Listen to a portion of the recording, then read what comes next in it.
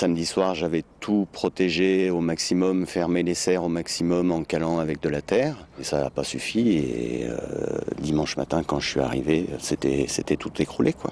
Des 3 serres de ce maraîcher de Chaponneau, il ne reste presque rien. Les rafales de vent de plus de 130 km/h ont fait plier les structures métalliques et ont éventré les bâches en plastique.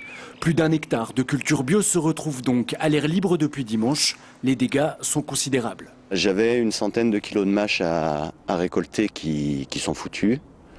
J'avais des lots de salade à récolter qui sont très abîmés aussi. Je vais pouvoir quand même récupérer les épinards. Et par contre, il y a tout le jeune plan que je venais de remettre en place pour les livraisons du mois d'avril et de début mai qui sont morts. Les dégâts matériels sont estimés à près de 20 000 €. Assuré contre la tempête, Florent Grillet devrait être remboursé au moins en partie. Le problème, c'est donc la production des mois prochains. L'avantage du maraîcher, c'est qu'il vend la plupart de ses légumes à une AMAP, une association pour le maintien d'une agriculture paysanne.